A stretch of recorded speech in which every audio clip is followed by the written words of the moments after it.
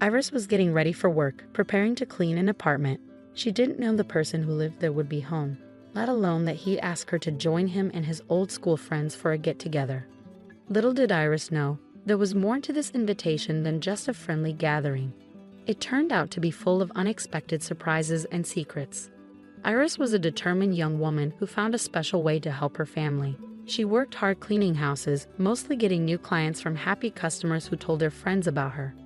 Iris had faced challenges early on, like becoming a mom when she was young, which caused problems with her parents.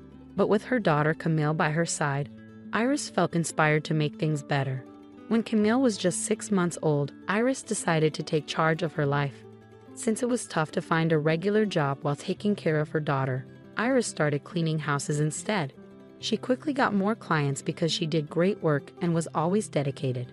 The best part was that cleaning gave Iris the flexibility to take care of Camille while still earning a living and making a good life for them both. Another day started, and Iris got ready for another round of tough work. Today, she was set to clean an apartment. It was her first time working there. Usually, her clients trusted her so much they'd let her in or leave the key for her. They were all super busy, often busy with work all day. So Iris hardly ever got to meet her clients face to face. But because they trusted her so much, she could work quietly, keeping their places clean and tidy while they stayed busy with their schedules. Iris started her day by checking on her adorable 4-year-old daughter, Camille, before getting ready for work. The plan was to take Camille to school and then head to the apartment for her cleaning job. But there was a problem. Camille wasn't feeling well. She had a fever and was coughing now and then. Luckily, Iris had medicine ready for situations like this. It was obvious that Camille wouldn't be able to go to school that day.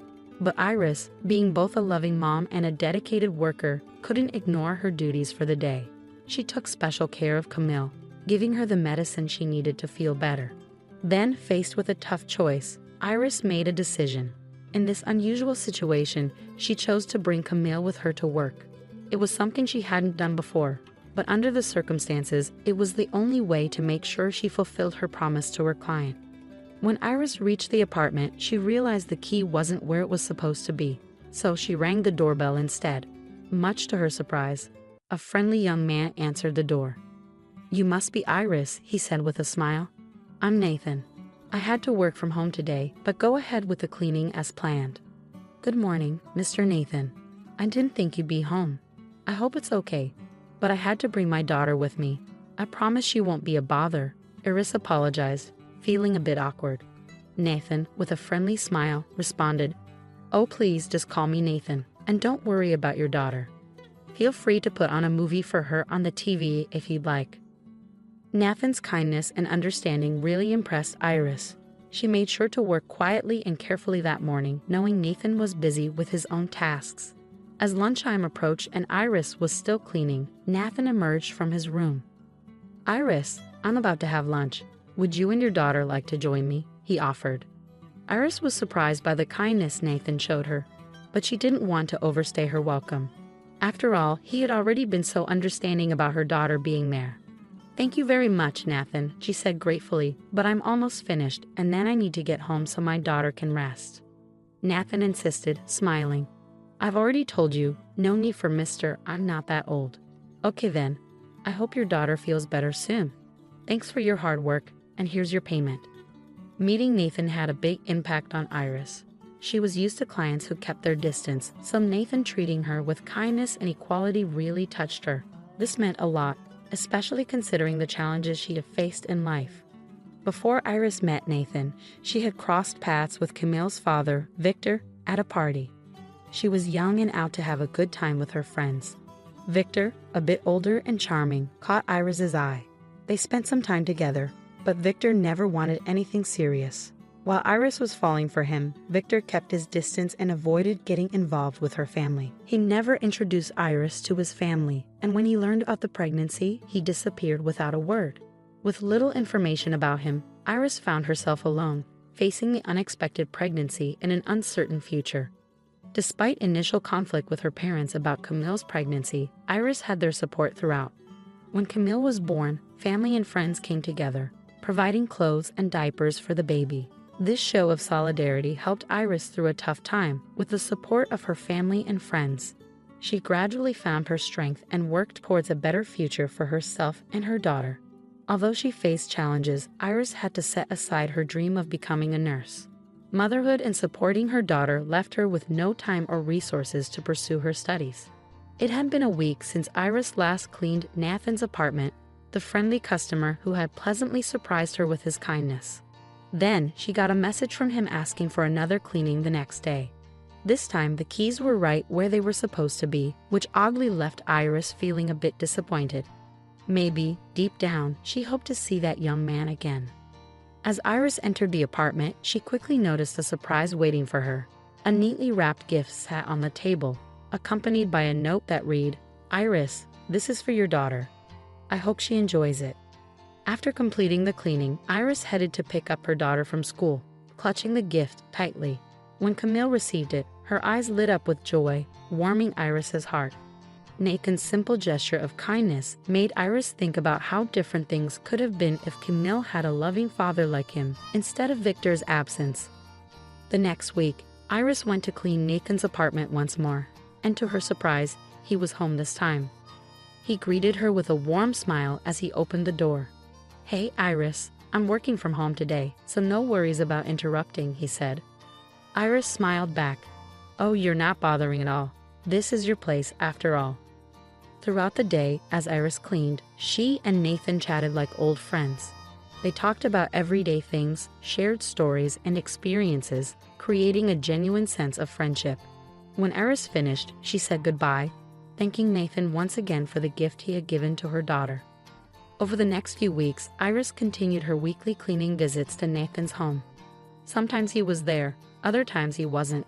Nathan, being a bit older and a lawyer, would occasionally talk about his work cases, while Iris shared bits of her own life story. One day, as she worked, Nathan mentioned he had a meeting planned with his old high school buddies.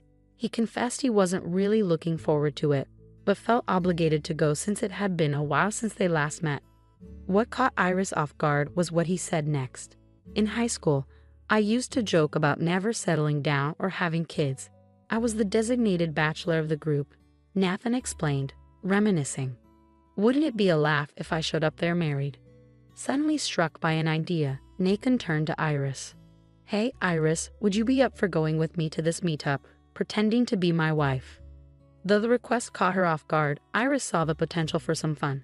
With Nathan arranging a babysitter for Camille, they both dressed up and headed to the gathering. Iris couldn't remember the last time she had dolled up and put on so much makeup. Having a break from her usual routine felt like a breath of fresh air. When they arrived at the meetup spot, Iris felt Nathan's hand in hers, and he said with a playful grin, "If we're going to play the part, we might as well do it right." It was a lighthearted moment that made her smile as they walked in holding hands. Nathan's friends were genuinely surprised when he introduced Iris as his wife. They teased her, jokingly asking how she managed to tie down the confirmed bachelor. The evening had a relaxed and enjoyable vibe, and everyone seemed to be having a great time. As the night wore on, it became harder to tell if Iris and Nathan were just putting on an act or if there was something more between them. They continued to hold hands, sharing meaningful glances and enjoying lively conversations with Nathan's friends.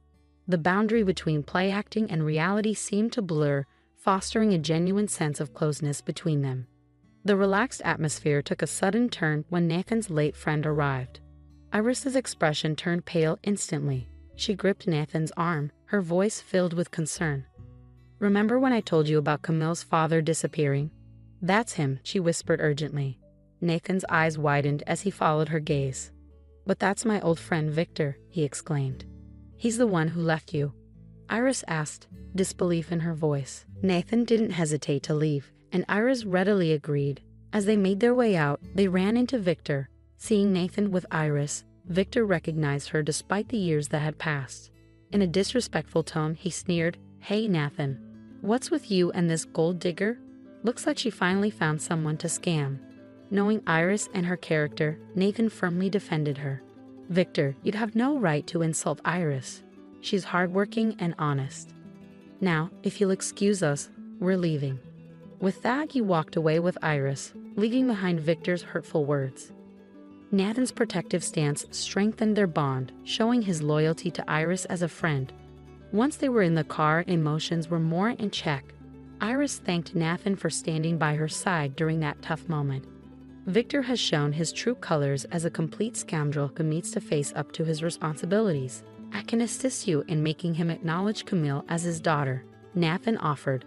But Iris's response caught him off guard. I've often wondered what it would be like if Victor had stayed with me and been a father to Camille. But today, I realized I don't want that man in my life, let alone in my daughter's life. I've been working hard and managing to take care of her without his help. She doesn't need a father who rejected her. Nathan gazed at Iris with admiration and asked, "And what about me, Iris? Do you want me in your life?" "Yes, Nathan. I want you to be a part of my life," Iris replied, her smile radiant. Their lips met in a sweet, passionate kiss, marking the start of a new chapter for them. Their bond deepened as their relationship blossomed, and Nathan felt he had found someone to build a future with. Camille, Iris's daughter, grew to love him too, and their family bond grew stronger. Eventually, Iris and Nathan decided to marry, a moment of joy and fulfillment. It also meant Iris could pursue her dream of becoming a nurse. The tale of Iris, Nathan, and Camille carries a poignant message about leaving the past, embodied by Victor, behind.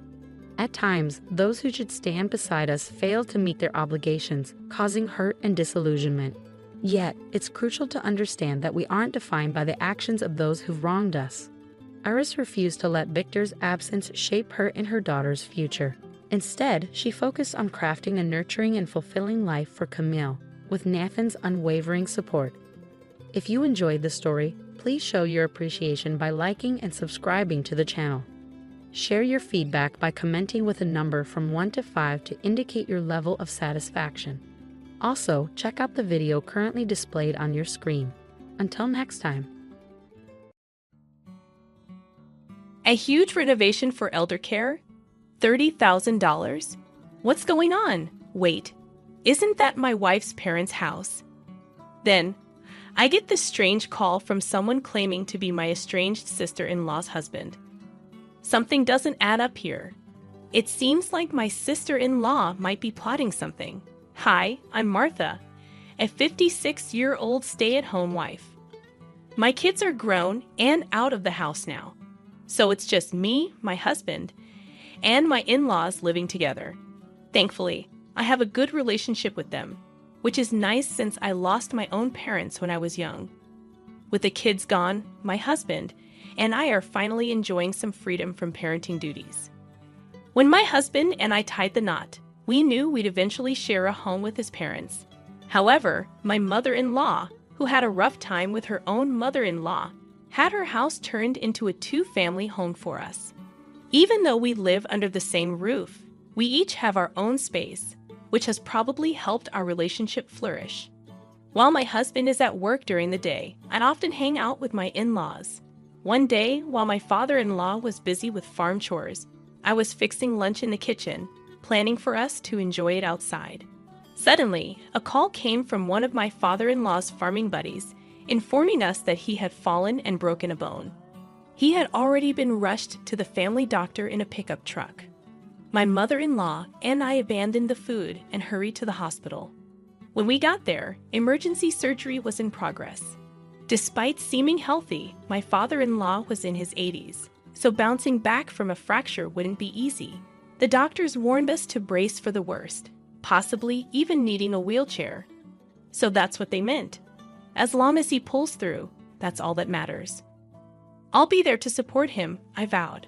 We sat anxiously, hearts heavy with prayers, as the surgery dragged on. By the time my husband finished work and joined us, the surgery was over, and we breathed a collective sigh of relief seeing my father-in-law peacefully sleeping in his hospital room, free of any major complications. We decided to rally around him together from then on. But our hopes were dashed when, just a month later, my father-in-law passed away suddenly. His age had left him vulnerable, and he succumbed to an infection that took hold after the surgery. With many of his friends and family also elderly, we hesitated to burden them with news of the wake and funeral. After much discussion, we settled on a private family funeral. Yet even in death, There were unresolved tensions. What about my sister-in-law? I raised the question to my mother-in-law and husband, both wearing expressions of disapproval, likely remembering her troubled marriage, which they had vehemently opposed. While my husband didn't share their strong opposition, he couldn't fully embrace the idea either. This created a strain, causing their relationship with their daughter to become distant. Still, she was their flesh and blood. Shouldn't she have the chance to bid her final farewell? Eventually, they relented, agreeing that if we could reach her, she could attend. But our attempts to contact her proved futile, and the funeral proceeded without her presence. It's just the way things are with her. It's fate. Don't dwell on it, Martha. My mother-in-law comforted me, gently patting my shoulder as we made our way home from the crematorium with my father-in-law's ashes. His sudden passing left us all reeling, without any mental preparation for the funeral and cremation process. As we clasped his ashes and lit incense, the days that followed were filled with a sense of emptiness. It's easier when my husband is here. We can lean on each other. But when he's at work, the silence becomes unbearable. So I find solace in my mother-in-law's company. I know she's enduring even greater pain and sorrow than I am. After all, she lost the husband she'd been with for so many years in the blink of an eye. Even if it's just a facade, I make an effort to maintain a cheerful demeanor around her, I admitted. But my mother-in-law surprised me with her pragmatism. I had planned to keep things this way until the 49th day. However, yes, we can go through his belongings later. But I'm already over 80. You look remarkably young for your age, mother-in-law. Rarely ill, she'd often mention her only hospitalization being childbirth, indicating her robust health. Essentially, she assured us not to worry about her. You're very kind, Martha. But while I'm still mobile, I'd like to organize our things, including his, she insisted. I understand the sentiment of wanting to preserve important memories, like your father-in-law's belongings. Just let me know if you need assistance, I offered. She promptly asked for help retrieving items out of her reach. As we sifted through old photos of my father-in-law, she fondly recalled their youth, sharing tales of their adventures. I listened attentively, nodding along. When the phone rang, my mother-in-law, who didn't own a smartphone, relied on the landline for communication. I wonder who that could be. Only a few close friends knew our situation, and I thought they might avoid calling once they knew. But it might be urgent. I'll answer it. Considering her difficulty in moving, I decided to answer the phone myself rather than inconvenience her. I quickly reached for the receiver near the entrance, greeted by a polite voice I didn't recognize, introducing himself as my sister-in-law's husband. However, I had never crossed paths with him before, leaving me uncertain if he truly was who he claimed to be. As I listened, pondering if this was a new scam targeting the elderly, he broached the topic. I want to discuss the home renovation for caregiving. My father-in-law had already passed away, so why mention caregiving renovations now? Could he have mistaken my mother-in-law's situation? But she wasn't in need of such extensive care. Excuse me? Are you certain you've dialed the right number? This is my wife's family home, isn't it? The man, supposedly my sister-in-law's husband, referenced her maiden name, which indeed matched my husband's family. There was no mistaking this as their residence. Furthermore, his mention of my sister-in-law's name confirmed his authenticity. Yes, the person you mentioned is indeed my husband's sister. Thank you for your understanding. Given the difficulties our family has faced due to our troubled marriage, I feared I had made a negative impression once again. Although I wasn't privy to why my in-laws vehemently opposed my sister-in-law's marriage, this man didn't give off any negative vibes. On the contrary, he appeared genuinely humble and sincere. According to him, he had heard about the estimated $30,000 needed for caregiving renovations and was determined to make amends for the trouble he had caused. He assured us he intended to fulfill the payment, but needed an extension due to difficulty in gathering the funds by the deadline. It's awkward to have him explain everything before divulging this, but his earnestness made me falter. Thank you for your courtesy. Regarding the extension, please give me a moment. When did you learn about the caregiving renovation? My father-in-law was in good health and actively engaged in agriculture until recently. Ah, so there was no need for caregiving renovations at all. Past tense. Yes, my father-in-law passed away. We just concluded his funeral and cremation. I understand. I could almost sense his panic on the other end of the line. He must have been bewildered by the disparity between what his wife had relayed and the truth I presented. It simply didn't add up for him. Gradually, he confessed to having caused considerable distress to my in-laws. When he married into the family, he believed his wife's assertion that her father required care, and he aimed to offer financial aid as a gesture of apology for the inconvenience he had caused. He recounted this to me, seemingly sincere in his intentions. I probed how the notion of my father-in-law needing care had arisen. It emerged a few years back. Initially, he appeared to send a fixed sum each month to contribute to caregiving expenses. However, it became apparent that neither my father-in-law nor mother-in-law were aware of such arrangements. Had they known, my mother-in-law would have surely invited him to the funeral. He claimed her mother had expressed gratitude and that it had been helpful, leading me to believe I was gradually being forgiven. If you were truly forgiven, wouldn't she communicate with you? That's a valid point. Moreover, the amount of money sent annually seemed to be increasing. He'd have been sending more each month, assuming we had requested additional support, a request we had no memory of making. So none of this money reached you? As I confirmed, I sensed his growing frustration. It was challenging for me to articulate while also absorbing the information. I speculated that perhaps my sister-in-law. Well, I couldn't outright say you're being deceived. But he interjected, "You don't need to tiptoe around it. I'm being deceived, aren't I?" Unable to confirm or deny, I remained silent. He likely interpreted my silence as confirmation. Seeking guidance on how to proceed if indeed being deceived, he turned to me. While it wasn't my place to advise, I couldn't bear to abandon my sister-in-law, my husband's sibling. Despite our estrangement, I assured him we would discuss the matter and get back to him later. And with that, our conversation concluded for the day. Upon returning to my mother-in-law, she remarked, "That was quite the lengthy call. Was it one of those persistent salespeople? You know, you should just hang up on them." She assumed it was a pushy sales call. No, it was someone claiming to be my sister-in-law's husband. I replied, sharing the details of the conversation with her. Anger simmered beneath her calm facade as she listened, erupting further upon hearing the entirety of it. What kind of person is she, using her father as an excuse to extort money from her husband? My mother-in-law's hands trembled with fury. It wasn't the first time my sister-in-law had displayed financial irresponsibility, often splurging on luxury items she couldn't afford with her allowance or part-time job earnings. Her behavior seemed suspicious. When she decided to marry, her partner was a man of considerable wealth, which led her parents to vehemently oppose the union. Their opposition wasn't for the sake of my sister-in-law, but rather for her partner's well-being. We then agreed to wait at the culprit's residence with her husband for her eventual return. It had been so long since I last laid eyes on my sister-in-law.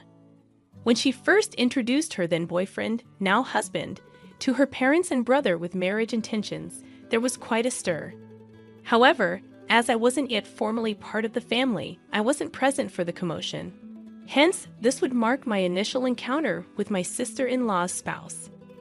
As I had sensed during our phone conversation, he appeared genuinely sincere with a pleasant demeanor.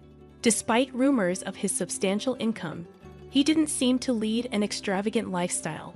Instead, he appeared to opt for a more modest existence. However, if one of the reasons behind this modesty stemmed from my sister-in-law's deceit, it undoubtedly evoked a complex mix of emotions. Meeting my sister-in-law again after many years, her unexpected encounter with her mother at home left her visibly stunned, her eyes widening in disbelief as she stood frozen in place. The image I had of my sister-in-law was one of someone with a penchant for flashy things. However, the woman before me now appeared excessively ostentatious, lacking any sense of refinement, which was somewhat disheartening to witness. The three of us had agreed beforehand to play along with my sister-in-law's charade. Initially, we opted not to address her deceit directly. It's been quite some time. "I'm glad to see you're doing well," I greeted her with warmth.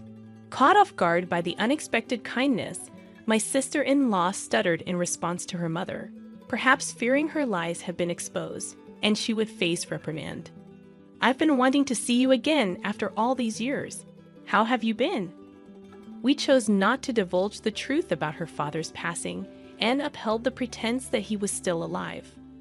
I offered my apologies for not keeping in touch and exchanged pleasantries accordingly.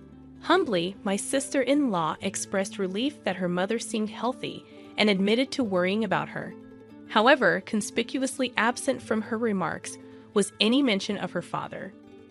We were keen to avoid any discussion that might inadvertently reveal the truth about her father's condition or the issue of caregiving expenses. It appeared that my husband and she had crossed paths before, yet her deception remained undetected. Perhaps she believed she could continue her charade without consequence. "Your mom seems pleased. It looks like you two are doing well together," remarked my mother-in-law. She was hopeful that her daughter would mend her ways and gradually start supporting her husband. The strategy was to shower her with praise in the hopes of prompting a change of heart. Somehow, my sister-in-law went a step too far, assuring my mother-in-law that she would provide caregiving support if needed and even insisted not to worry about finances. It's astonishing she could make such promises in front of her husband, who had been supporting her with good intentions. My heart went out to him as he listened to it all, I lamented. Expressing our gratitude, we took our leave that day. Judging from her actions, it seemed probable that my sister-in-law had been diverting the money she requested for her own use. Uncertain of where the hefty sum of $30,000 had disappeared to, we opted to hire a private investigator to delve into her financial affairs. The monthly caregiving funds, totaling several $1,000s, were evidently being redirected for her personal benefit. However, what unfolded was a shocking revelation.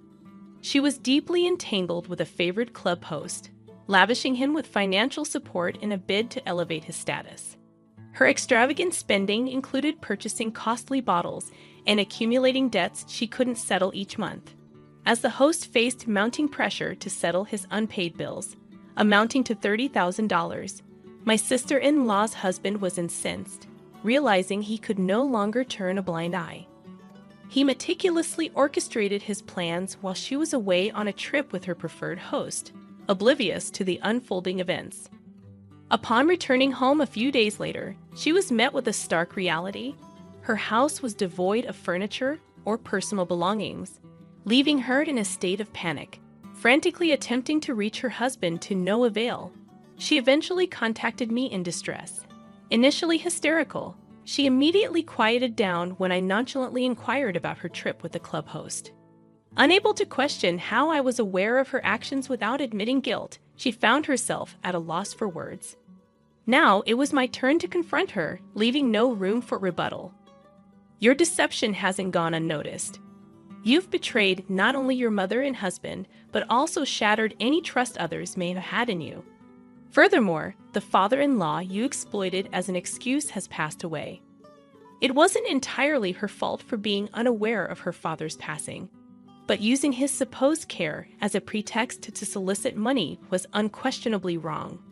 I made it clear that her ex-husband was also privy to the truth, and upon realizing she had been abandoned, she erupted into a fit of screams over the phone, resembling a person unhinged.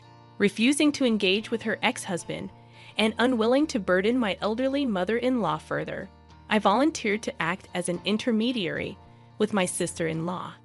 Despite her continued protests over the phone, she evoked pity in a way, oblivious to her father's demise and exploiting him as a means to an end. Though she might harbor regrets, it was too late for remorse. I delivered one final message to her. Your ex-husband intends to demand full repayment for the money you squandered on the host. You'll need to find a way to settle the $30,000 debt on your own. Subsequently, she received legal documents from a lawyer, Despite her request to speak with her husband, he remained resolute, unable to stomach any interaction with his ex-wife, even for legal proceedings. With no room for negotiation, my sister-in-law was left to eke out a modest living while grappling with the weight of her debts. Naturally timid, she lived in perpetual fear of the lawyer's notices and the unwelcome visits from debt collectors. As for us, we resumed our ordinary lives. While it took some time to sift through my father-in-law's belongings, we resolved to move forward as a family, including his share. Recently, my mother-in-law has begun showing signs of decline, hinting that the day she'll require care may be nearing. Since we couldn't do much for my father-in-law, my husband, and I pledged to do our utmost for my mother-in-law. I'm living with an elderly lady. Isn't it obvious I should help out? This is just a penalty game, a bit of fun. There's no need to make a big deal out of it, right? So that's your attitude. I see. If you both feel that way, I have my own plans too. My name is Naomi. I'm currently living alone in the city, far from my childhood home. It takes about an hour by car to get there, which makes frequent visits difficult. I manage to go back maybe once a year. Last New Year, for example, I was too busy with work to make the trip. But this year, I was able to make the journey home. I was looking forward to seeing my brother and his wife, who got married 2 years ago, and now live with mother in our family home. I bought the souvenirs they requested and drove back home, excited for what I was sure would be a fun holiday season. But then, what was going on here? When I got home, something felt off. Even from outside, the atmosphere seemed stagnant. It was as dark as a house that had been abandoned for years. When I walked in, the air felt even heavier. I noticed that mother lacked her usual energy. She had always been such a cheerful and lively person. Looking at the three of them, it seemed that mother was doing all the cleaning and cooking. "Mother, are you okay? Can I help?" I asked. "It's all right, Naomi. You've come home after so long. You must be tired from the long drive," she replied, not letting me assist her. Yet she was doing strenuous housework like lifting heavy items. Despite this, my brother and Lily, my sister-in-law, just ignored her. Even when Mom was working right in front of them, they continued playing their games. They even asked her to bring them tea while she was working. It was total madness. "Hey, Mom, are you really okay? Should I talk to my brother for you? Maybe there are things you're having trouble saying." "It's fine, really. You don't have to worry about anything. Just relax. You're home, after all. Your bed is ready in the guest room. You could even take a nap if you want," she insisted. No matter how much I asked, Mom wouldn't tell me anything. I thought there was nothing I could do until mealtime came as a surprise. The living room was filled with Mom's special dishes, including many of my favorites. Each dish had a nostalgic taste, lifting my spirits instantly. "Wow, thank you. I've missed Mom's home cooking so much." "Wait, what?" Mom was nowhere to be found in the living room. Incredibly, she wasn't coming in from the kitchen. "Mom, what's wrong? Aren't you coming in? If there's still something to prepare, I can help you." Puzzled, I went to check in the kitchen, and there was Mom, eating standing up. No chair, just eating alone in the cold kitchen. "Mom, why aren't you joining us? Why are you eating here?" "This is how it always is, so it's fine. But I made plenty, so make sure to eat. I'd like to think my cooking hasn't gone downhill," she said, looking sad. Meanwhile, in the living room, my brother and his wife were eating without a care for Mom, watching TV and chatting away. I couldn't help but feel bewildered. "Hey, what's going on, bro? Sister-in-law, why is Mom eating in the kitchen? Doesn't that strike you as strange?" "Well, Mom has her issues too. You wouldn't understand because you don't live with us," my brother replied nonchalantly. "Exactly," my sister-in-law added. "As you age, your knees start to hurt, and sitting can become painful. You probably wouldn't know unless you live with her. Sometimes it's easier for her to stand. Sitting can make it worse." They responded as if this were the most natural thing in the world. I found their attitude odd, but I couldn't find the words to object.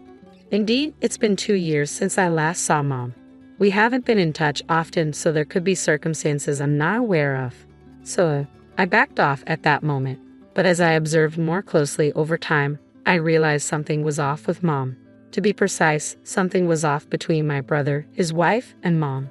They didn't try to engage Mom in conversation. They acted as if she wasn't there at all. It was as though only I could see her. Then again, my brother and his wife have only been married for 2 years. They've been living with mom since their newlywed days, so they probably haven't had much alone time. Maybe they're still in that lovey-dovey honeymoon phase and want to stay absorbed in their own little world. That could be one way to look at it. And it's not like I, who isn't usually around, can dictate how often they should be conversing with mom. With those unsettling thoughts swirling in my mind, I retired to bed that night. However, the real shock came later. In the middle of the night, I woke up needing to use the restroom, only to find mom asleep in the chilly hallway by the front door. Despite being covered with several blankets, she was shivering noticeably in the cold. "Mom, what are you doing out here? Why are you sleeping in the hallway?" I exclaimed. "It's nothing new. Don't worry about me," she replied softly. "No way. I can't just leave you like this. Even though we don't live together normally, I can't ignore it." Despite the late hour, I insisted on taking mom to the guest room where I was staying. Together, we sought warmth and comfort for the rest of the night. The next morning, I confronted my brother and his wife about what had happened without hesitation. "You don't talk to mom. She does all the housework. She's eating standing up in the kitchen. And why was she sleeping in the hallway?"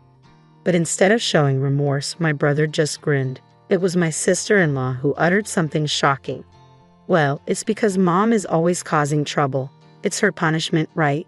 "That's exactly what I'm saying." "Punishment? What do you mean?" "When you accumulate too many nuisance points, there are consequences. At 5 points, meals are eaten in the kitchen. At 10 points, you handle all the chores yourself. At 20 points, you sleep in the hallway. Right now, our dear mother-in-law has racked up a whopping 200 points, so she only has to endure it a few more days." "What does that even mean? Isn't that terrible? And what do you mean by nuisance?" I fired my questions hastily. My sister-in-law responded in a casual tone. "What counts as a nuisance?" "Well, like when the food doesn't taste to our liking. For us, working dual-income earners, that's the worst. It's really disappointing to come home after a long day, looking forward to a good meal, only to find it's not tasty." "What? Just cook your own food then." "Naomi, you don't understand. We're the ones working outside, right? Do you know how much of a hassle it is to cook?" "That's true, Naomi. My mother-in-law doesn't work, so the least she can do is cook. It's really inconvenient to have an unproductive person at home." "Exactly. We're out there working, and she's just at home all day. Quite the life, isn't it?" "Brother, aren't you being a bit harsh? Mother raised us by herself after Dad passed away. She worked and managed all the housework. She took care of us." Isn't that just a parent's duty?" "Yeah, that's it." My brother and his wife burst into laughter. Seeing their reaction, I realized there was no use in arguing further. So, I calmly stated, "I see how you perceive it. Understood. Then I will fulfill my duty as a daughter." With determination, I started packing mother's belongings. Her possessions were noticeably fewer than when I last saw them 2 years ago, which saddened me deeply. Despite my emotions, I held back tears, completed the packing, and assisted mother, who kept apologizing, into my car. My brother and his wife observed with smirks on their faces. "Finally, they're taking the burden away from us. Score. This house is ours now, Kevin. Let's enjoy it from now on," my brother remarked gleefully.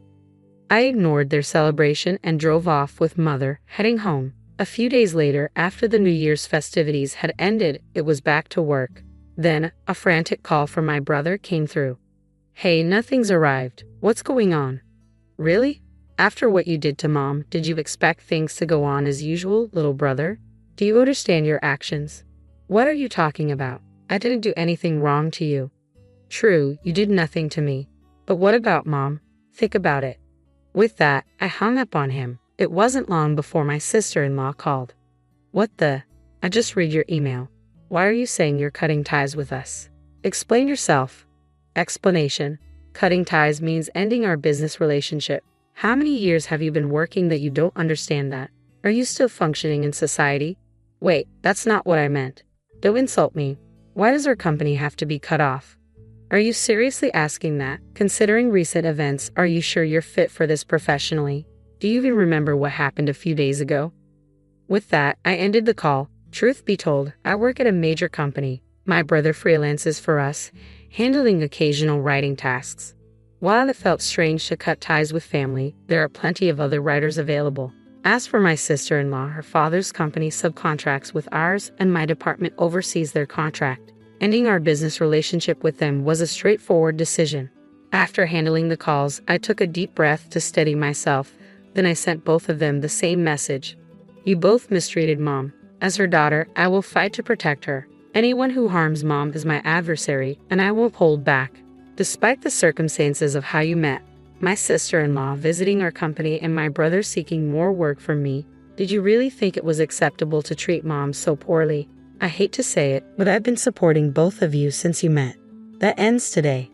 They both seemed to read the message promptly and replied hastily.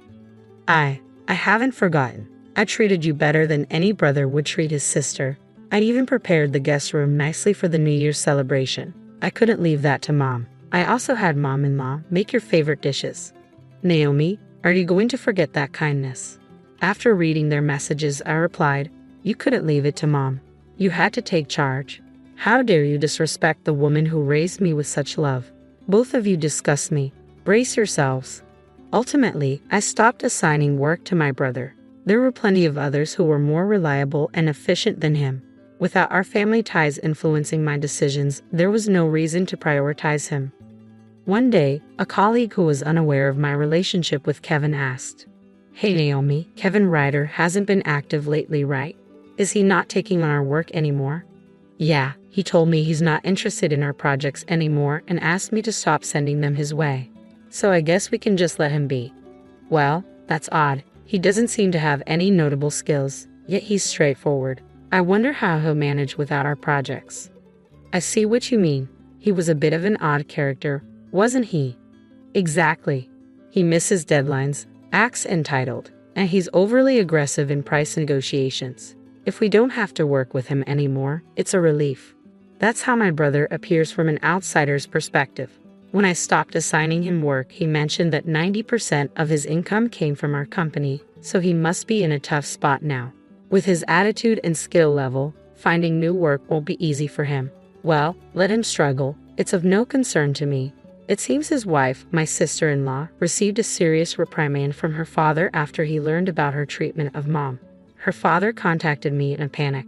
I will disown my daughter, so please, I beg of you, let's keep our relationship intact. If there are any other conditions, I will accept them. He's the president of a company we subcontract with. I couldn't ignore his plea after hearing that. So, I laid down a condition.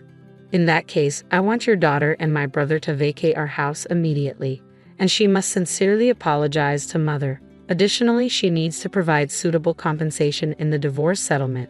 The president promptly conveyed this to my sister-in-law, but she seemed resistant. Why should I apologize? Living with that old woman is stressful enough.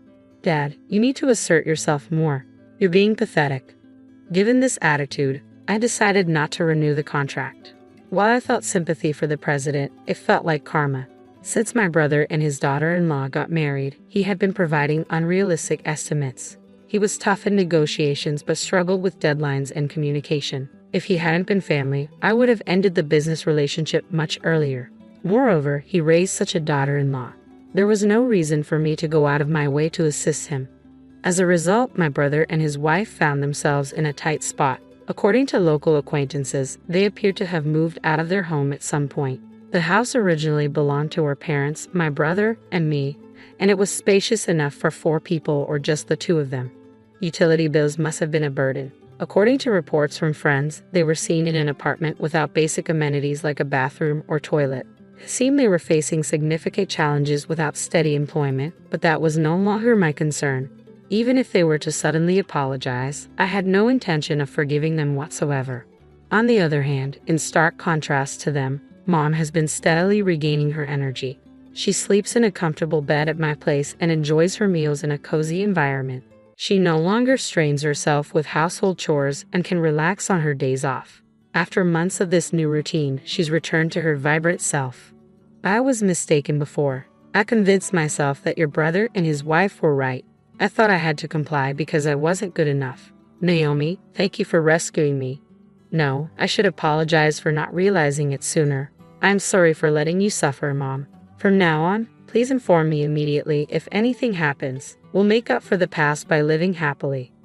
Lately, Mom has started making friends in the neighborhood. She finds the unfamiliar city exhilarating and loves exploring it.